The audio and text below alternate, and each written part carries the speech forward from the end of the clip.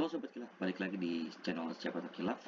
Dan untuk kali ini gue akan ngebahas sebuah eh, bukan ngebahas sih, gue akan mengisi suatu playlist gue yang udah gue bikin, yaitu Kilaf Series, yang mana episode sebelumnya ngebahas tentang Jika Bandung. Dan untuk kali ini gue akan ngebahas seseorang yang lebih jauh lagi hidupnya, yaitu di abad ke-17, yang mana cukup terkenal untuk cerita sains fiksi, sejarah sejarah sejarah fiksi ilmiah, juga eh, dongeng-dongeng lah ya. Tapi sebenarnya orang ini benar ada di dunia nyata, dan orang ini adalah Nicholas Flamel.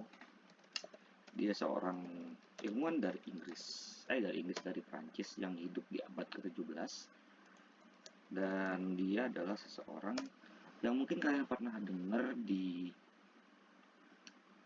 film yang pernah kalian dengar di film Harry Potter, entah di buku atau di salah satu filmnya dunia yang universe Harry Potter juga, yaitu The Grindelwald, itu yang Fantastic Beasts itu. Jadi situ kita dipertemukan dengan Nicholas Flamel, yang mana dia hidupnya itu abadi banget itu. Jadi diceritakan di film itu si Nicholas Flamel itu hidup sampai 600 tahunan gitu. Padahal kalau di aslinya, di sejarah aslinya, Nicholas Flamel itu hidup hanya sampai di umur 78 tahun, yang mana di abad ke-17 itu sudah termasuk lama sih hidupnya. 78 tahun itu termasuk lama untuk waktu itu. Dan untuk di Harry Potter sendiri, Nicholas Flamel ini cuma disebutkan aja lah Hermione Granger pas dia ngebaca buku. Dan itu ada di buku pertamanya, yaitu di film pertama dan buku pertama, yaitu di Harry Potter and the Sorcerer's Stone atau the Philosopher's Stone itu. Dan dia memiliki arti yang sama sebenarnya, itu batu bertuah. Yang kalau kalian lihat itu yang Harry Potter akhirnya ngelawan Voldemort dengan memegang batu bertuahnya warna merah terus ditempel ke mukanya. Nah, jadi Nicholas Flamel sendiri adalah seorang ahli alkimia. Dan uh, dia tuh sebenarnya entah benar atau enggak. Jadi Nicholas Flamel ini pernah diceritakan di manuskrip-manuskrip kuno itu dia sebagai penemu sebuah cairan untuk hidup abadi yang kita kenal dengan Panacea. Panacea deh. Jadi kalau kalian nonton atau main game, main game-game RPG Jepang gitu kayak Final Fantasy. Jadi kalau kalian nemu kayak ada sebuah apa ya, item yang untuk meregenerasi HP, health point and mana point. Nah, itu mereka pasti itemnya namanya Panacea. Nah, itu terinspirasi dari si Nicholas Flamel ini gitu. Jadi untuk sumbernya kita akan baca dari sini dulu aja, dari kumparan. Nah, jadi Nicholas Flamel itu sebenarnya hidup di Paris. Dia seorang alkemis yang berhasil mempraktikkan tradisi proto-sains dan filosofi, di mana mereka mengubah besi menjadi emas. Nah, inilah yang jadi rame gitu, yang rame banget sampai uh, apa ya, banyak ilmuwan itu yang akhirnya mencoba meniru apa yang dilakukan Nicholas Flamel. Padahal itu belum tentu benar juga gitu. Si Nicholas Flamel berhasil menciptakan cairan yang dapat mengubah besi menjadi emas. Tapi memang di film-film itu Nicholas Flamel emang diceritakan bisa gitu. Tapi memang cuma mitos aja sebenarnya. Jadi intinya tuh Nicholas Flamel menurut gua adalah cuma seorang alkimia aja, yang mungkin dia bisa menciptakan sesuatu ramuan, yang mana kala itu di tahun di abad 17, 16 itu tuh ramuan-ramuan itu sangat diminati oleh masyarakat ketimbang hal-hal medis gitu. Jadi banyak raja-raja gitu yang pengen hidupnya abadi, jadi nyuruh para ilmuwannya untuk membuatkan sebuah eliksir atau membuat ramuan untuk membuat si raja itu hidup abadi gitu. Nah, jadi di untuk membuat sesuatu cairan yang buat mesin jadi emas ini, sebenarnya dibutuhkan batu bertuah sebagai bahannya. Tapi uh, di cerita ataupun di manuskrip ataupun di film-film itu emang dikatakan Nicholas Flamel punya gitu. Dan sampai sekarang orang-orang percaya gitu kalau batu ini benar-benar ada dan disimpan bersama dengan jenazahnya Nicholas Flamel gitu. Jadi ya kalau dibilang apa ya, kalau dibilang eh, bohong sih mungkin iya, karena emang belum terbukti kebenarannya juga. Cuma dari sekedar manuskrip kan, untuk orang zaman dulu nggak tahu-tahu banget gitu tentang eh, hal-hal saintis gitu. Jadi mereka percayanya kalau misalnya sebuah pasir tahu-tahu dikasih api meledak itu ilmu sihir gitu. Padahal itu mungkin bubuk mesiu gitu. Jadi orang zaman dulu itu benar-benar nggak tahu, nggak, hampir mayoritas tidak tahu gitu tentang hal yang bersifat saintis. Jadi nggak aneh pada waktu itu tuh orang-orang ilmuwan-ilmuwan zaman dulu tuh dibenci oleh agama dan diburu oleh orang-orang yang mempunyai agama gitu, karena dianggap sebagai penyihir gitu. Nah, di Klaus Flamel sendiri eh apa ya, Nicholas Flamel sendiri seperti sampai sekarang, walaupun belum terbukti benar-benar dia seorang ilmuwan alkemi yang seperti manuskrip diceritakan itu, belum ada bukti yang konkret dan akurat kalau seorang Nicholas Flamel adalah seorang ahli alkimia atau dia pernah berkecimpung di dunia alkimia. Kan siapa tahu dia hanya sebuah ilmuwan biasa yang mungkin hanya apa ya, menciptakan sebuah bahan-bahan kimiawi untuk digunakan sendiri sebagai, ya, sebagai obat untuk orang-orang di sekitar rumahnya aja, atau sebuah ramuan untuk tetangga-tetangganya aja lah. Ya, menurut gue sih itu gitu. Tapi karena ini juga diceritakan kalau Nicholas Flamel dikatakan seorang ahli, seorang alkimia karena cuma gelaran namanya, yaitu Flame.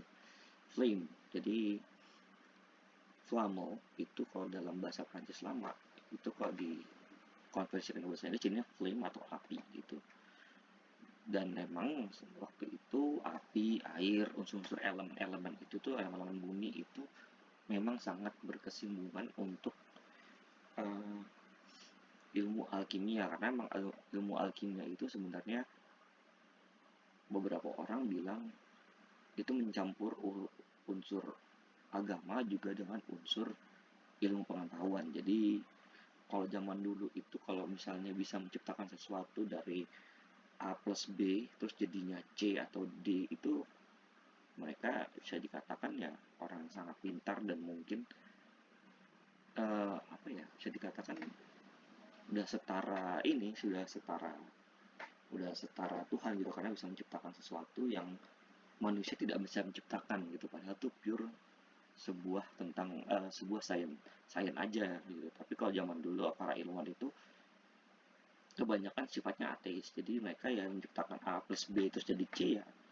ya gue bukan Tuhan, gue cuma orang yang menciptakan sesuatu ini gitu, suatu hal yang baru yang mana mungkin bisa menyembuhkan atau memperbaiki sesuatu. Nah, itu orang zaman ilmuwan zaman dulu hanya berpikir seperti itu gitu. Tapi banyak juga sih ilmuwan-ilmuwan yang menjunjung tinggi dengan agama, menjunjung tinggi agama karena untuk mengerem dirinya agar tidak angkuh gitu. Jadi kalau kata pepatah Arab zaman dulu, ilmu tanpa agama adalah sebuah kesombongan, agama dengan ilmu adalah sebuah kepatuhan. Jadi kalau misalnya kalian berilmu tinggi terus uh, tidak punya dasar agama, ya kalian akan sombong gitu, akan merasa diri kalian paling pintar se alam semesta. Tapi kalau kalian punya memegang teguh, nggak usah memegang teguh juga sih, ya lebih baik memegang teguh ya. Jadi kalau kalian masih mempunyai uh, batas-batas dari yang kalian dapat dari agama kalian yang kalian pegang itu, dia kita akan bisa mengerem diri kita untuk tidak sombong walaupun kita berhasil menciptakan sesuatu. Karena Tuhan sendiri pun mungkin menurut gue tidak membatasi manusia untuk berkreasi gitu, untuk dengan berkreasi dengan pikirannya. Karena mau bagaimanapun juga tidak akan ada orang yang bisa menciptakan sesuatu yang sebaik dan sebagus dan sesempurna Tuhan. Menurut gue sih itu. Jadi walaupun manusia bisa menciptakan manusia kloningan atau domba kloningan, nah itu bukan termasuk hal manusia menciptakan sebuah makhluk hidup, bukan, karena ujung-ujungnya tetap masih membutuhkan yang namanya inang dari domba hidup gitu kan. Jadi menurut gue kalau dibilang pure menciptakan manusia yang bisa menciptakan sesuatu itu ya cuma Tuhan gitu. Nah jadi itulah pentingnya kalau orang yang berilmu tapi mempunyai agama mereka tetap bisa membatasi dirinya agar tidak sombong gitu. Yang balik ke Nicholas Flamel sendiri ini memang nggak banyak sih informasi tentang dia, karena cuma kebanyakan Nicholas Flamel itu ya semacam manusia mitos lah menurut gue, yang belum pernah terbukti juga gitu loh. Cuma tahunya di Prancis tuh emang ada rumahnya, ada lab segala macamnya, ada museumnya, tapi kita nggak pernah benar-benar tahu gitu dari manuskrip-manuskrip yang ditemukan atau buku-buku yang pernah dia tulis, kebanyakan adalah buku-buku filosofi gitu. Jadi untuk buku-buku kimianya atau pekerjaan kimia itu hampir tidak ada, entah memang dia tidak menciptakan atau memang sengaja dihancurkan gitu. Dan emang kebanyakan sih kalau menurut gua, selalu sering waktu gua baca-baca tentang para ilmuwan itu, beberapa ada ilmuwan yang akhirnya tahu kalau penemuan itu berbahaya, makanya langsung dihancurkan atau enggak disembunyikan gitu, dan dibawa sampai mati rahasianya. Itu juga terjadi pada Nikola Tesla yang berhasil menciptakan Tesla Death Ray, yang mana itu sebuah tower yang bisa menghantarkan listrik dan mengalihkan listrik, bahkan mengendalikan listrik ya dengan bersumber dari energi petir gitu. Jadi langsung dari petir dan bisa langsung menyerang gitu. Dan langsung itu si Nikola Tesla sendiri pun langsung ini mengurungkan niatnya untuk memberikan blueprintnya ke pihak Rusia atau pihak Amerika. Jadi langsung dia disembunyikan aja, langsung disembunyikan. Sampai sekarang pun kita nggak tahu, cuma ada foto-fotonya aja sebagai bentuk bukti kalau Tesla Death Ray itu benar-benar ada. Jadi kalau kalian main game lama yaitu Red Alert 2, itu ada namanya bangunan di bangunan di pasukan Uni Soviet itu Tesla Coil. Nah itu terinspirasi dari Tesla Death Ray itu sendiri gitu. Nah untuk yang namanya Nicholas Flamel sendiri, sampai sekarang sih belum, apa ya, masih kebanyakan cuma sebagai tokoh, apa ya, tokoh-tokoh mitos aja sebenarnya, yang akhirnya dipakai di film-film fiksi, di buku-buku dongeng gitu. Jadi ya menurut gue sih Nicholas Flamel, kalau kita bedah lebih jauh lagi, dia cuma seorang ilmuwan biasa dan seorang filosofis juga gitu, seorang filosof pada abad ke-17 itu gitu. Dan untuk legendanya sendiri sampai sekarang belum belum terbukti ya teman-teman, jadi masih dalam, ya mungkin beberapa sejarawan atau pustakawan yang apa ya mencari-cari mungkin tentang siapa Nicholas Flamel ini. So itu aja mungkin yang bisa gua ceritain tentang Nicholas Flamel, dan emang nggak banyak banget informasinya karena gue sebelumnya udah searching juga. Jadi ya ternyata emang minim sekali gitu. Bahkan kalau kalian cari-cari pun di YouTube, mungkin kalian bisa cari di YouTube tentang sejarahnya, mungkin ada filmnya, atau kalian cari lebih dalam lagi di pustakaan luar negeri dari internet, ya mungkin kalian bisa ketemu, tapi mungkin nggak terlalu banyak karena sampai sekarang orang-orang pun cuma menganggap Nicholas Flamel mempunyai batu bertuah dan bisa menciptakan besi menjadi emas. Itu ya sebuah, apa ya, kalau bahasa kita tuh kayak gorengan untuk dirinya sendiri aja, gorengan atas penemuannya aja gitu, yang sampai sekarang dikenang gitu. Tapi kalau yang ramuan yang membuat umur panjang, mungkin yang Panakea ini bisa jadi benar, karena pada waktu itu di abad 17 dia hidup sampai umur ke-78, yang mana waktu itu tuh umur 17 di tahun abad 17 tuh hidup sampai 78 tahun, itu hal yang, apa ya, hal yang hebat gitu. Karena mungkin di umur 60-70 pun banyak yang sudah meninggal, 60, 60, 50, 30 gitu udah banyak yang meninggal. Karena ya lah, karena mungkin zaman itu belum semaju sekarang gitu. Jadi mungkin dia menciptakan Panakea, ramuan Panakea itu, dan akhirnya bisa menjadi abadi, tapi di umur 78 tetap mati. Ya kita nggak tahu gitu, apakah hidup abadi secara harfiah yaitu benar hidup atau memang mayatnya awet gitu. Dan sampai sekarang sih kuburannya ada di Perancis ya, dan kita belum pernah, orang-orang juga nggak tahu tuh dia tubuhnya masih awet apa enggak gitu. So, terima kasih yang udah nonton video yang biasa aja ini, dan semoga kalian nggak bosan mendengarkan penjelasan gue. Nextnya mungkin gue akan ngebahas hal-hal lain di Kilaf Civis yang mungkin kalian punya ide, mungkin bisa langsung share di sini, langsung bisa di kolom komentar kalian tulis aja, dan jangan lupa subscribe juga ya. So, thank you udah nonton. Gue Gary sebagai narator dari siapa tahu kilaf di channel siapa tahu kilaf ini, yaitu di Kilaf Civis. Thank you, jangan lupa subscribe. Sehat selalu.